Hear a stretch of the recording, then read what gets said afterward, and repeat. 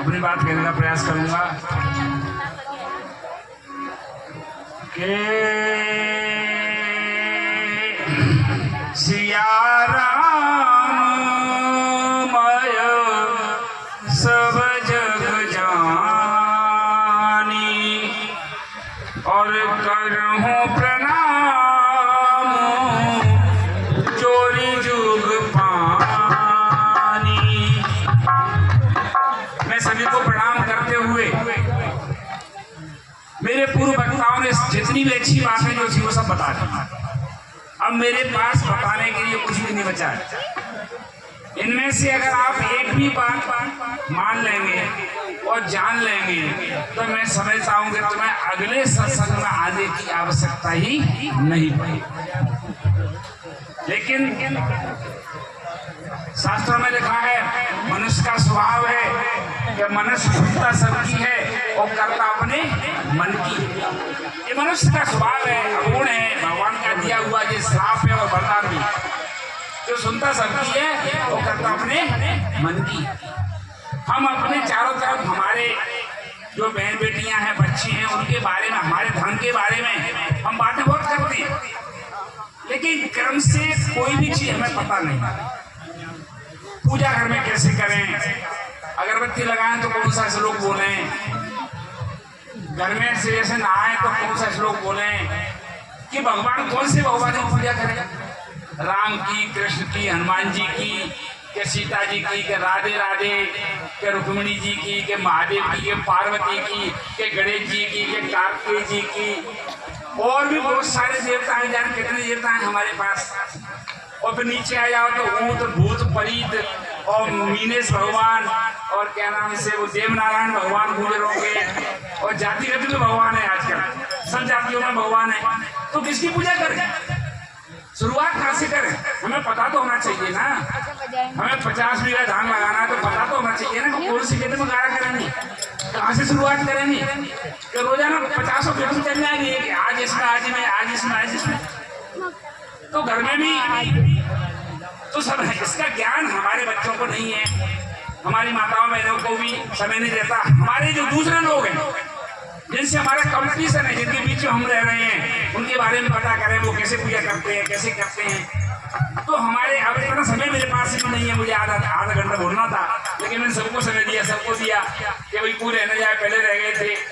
तो हम इसको समझें, इसको खोजें। मोबाइल पे सारी चीजें हैं, जो मोबाइल चलाते हैं, जो नहीं चलाते मोबाइल, माताएं बहनें घर में बेचारी जैसे भी कर लेती हैं पूजा, जहाँ भी जाती हैं अगरबत्ती लगा देती हैं, दीपक रख देती हैं, है ना, शंकर जी का व्रत कर लेती हैं, ग्यारस का व्रत कर लेती हैं। ये सब सही है, सब अच्छा है, कोई गलत नहीं है। मैं ये नहीं कह रहा कि आप गलत हैं, लेकिन हमें अगर ठीक से पता हो तो और ठीक रहे। हमें जाना है किसी गांव में तो वहाँ का सही रास्ता पता हो, सही मैप पता है, जल्दी पहुँच जाएंगे, सुविधा रहेगी। तो हमारे बच्चों को जाएं, हम पढ़ाएं, हमारे बुजुर्ग लोग भी, हमारी माताएं बहनें, हमारे बुजुर्ग भी हमारे बच्चों को नहीं बता रहे कि धर्म क्या है, अधर्म क्या है, कैसे सीखना है, क्या करना है। पढ़ाई से पूछे, पढ़ाई से पूछे, पढ़ाई से पूछे। अरे पढ़ाई बर्बाद होने का साधन भी है, ये निश्चित है। अनपढ़ आदमी गंवार जो होगा वो बर्बाद नहीं होगा। तो पढ़ाई बर्बादी का साधन भी है। पढ़ लिख करके कलेक्टर बन के भी लोग बर्बाद हुए हैं, हो रहे हैं जेलों में। पढ़िए पढ़िए। तो मेरा मतलब कहने का यह है कि हम अपने बच्चों के बारे में भी समझाएं, उन्हें बताएं कि पूजा कैसे की जाती है, पूजा की पद्धति क्या है, शास्त्र कैसे पढ़े जाते हैं। कोई तो लोग रामायण पढ़ने जाते हैं, तो पेशा कैसे क्या चले जाते हैं। हमारे मंदिर में भी पंडित लोग भी नहीं बताते कि वहाँ एक वस्त्र होना चाहिए, एक धोती या तहमद होना चाहिए साफ सुथरा, कि जो व्यक्ति आ रहा है नया वो उसको पहन ले जब रामायण पे बैठे। जो अपन रस्ते में पेशा गए होंगे तो अपना बस दुष्ट हो गया होगा। तो हम अपने धर्म के बारे में, दूसरों के बारे में पता करें, अपने बारे में पता करें, अपने बच्चों के बारे में पता करें, उन्हें बताएं, समझाएं कि क्या सही है, क्या गलत। जो बड़े लोग मनुष्य जीवन में आए हैं, राम आए, कृष्ण आए, तो उन्होंने भी शिक्षा ग्रहण करी है ना। पार्वती की सभी लोग पूजा करते हैं, लेकिन माँ पार्वती का जब जन्म हुआ तो उन्हें कुछ भी ज्ञान नहीं था कि मैं कौन हूँ, कहाँ से आई हूँ, क्या है, कैसे, क्या रहना है, जीवन में क्या रहना है। जब बड़ी हो गई, शादी हो गई, उसके बाद शंकर जी से उनका संवाद होता है, सभी लोग उस कथा को जानते हैं, मैं बार बार उसको सुनाता भी रहता हूँ। अब कुछ लोग तो कह रहे हैं यहाँ अभी ये प्रवचन 5 बजे तक चल रहे हैं, रोटी भी तो खानी है, तो 10 बजे के आए हैं, भूख भी लग रही है।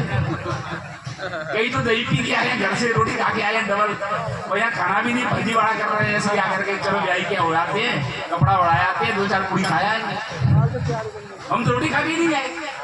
तो सब लोग समझे पूछे, हमारे घर में शादी हो गया, ब्याह हो गया, बहू आ गई, तो हमारे घर में सबका काम बटा हुआ है, सास का काम अलग है, बहू का काम अलग है, ससुर का काम अलग है, देवर का काम अलग है, ननद का काम अलग है, सबका है, बहनों का अलग है, फूफा का अलग है, ठीक है ना। बट्टी गुटवानी में फूफा ही चाहिए, जीजा थोड़ी फूटेगा, तो फूफा को भी बुलाओ, गीत तो बुआ ही गाएगी, तो बुआ को भी बुलाओ, क्यों वो बहुत सारे गीत करती है।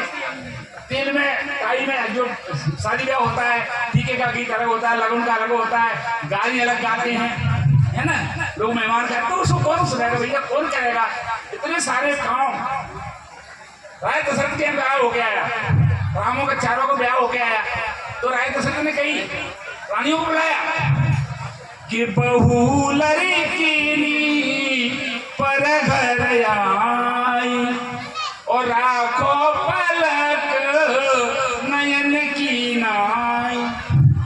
अरे महारानी कौशल्या, अपने घर में जो बहू आई है वो लड़की है, जवान है, वो अपनी रीत रिवाज नहीं जानती, अपने घर में नई नई आई है, तो उन्हें कुछ समझाइए, उन्हें कुछ बताइए, उनका ख्याल रखिए।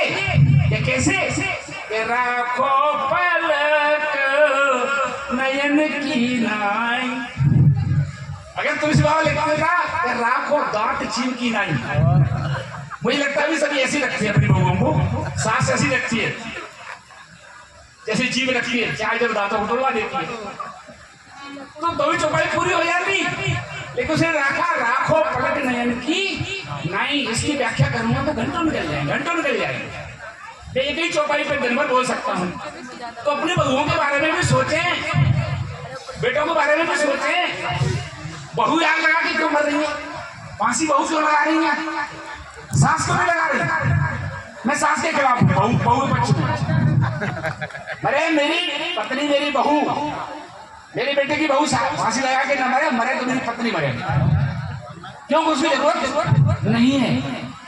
तो हमारे घर में समस्याएं हो रही हैं, चारों तरफ हो रही हैं, हमारे बच्चियों को धर्म के बारे में पता नहीं है, आज दिन मोबाइल पे देखते कितने गंदी बातें हो रही हैं। हमारी बहन बेटियां कहीं भी चली जाती हैं, दूसरे के धर्म में चली जाती हैं, उन्हें ज्ञान नहीं है, वो भोली है, नासमझ है, उन्हें जानकारी नहीं है, हमारे बच्चों को जानकारी नहीं है, हम देते भी नहीं हैं, उनसे बात भी नहीं करते हैं कि कहाँ रहना है, शादी ब्याह हम करेंगे, हम आपकी चिंता करेंगे, पढ़ाएंगे लिखाएंगे, सब कुछ करेंगे।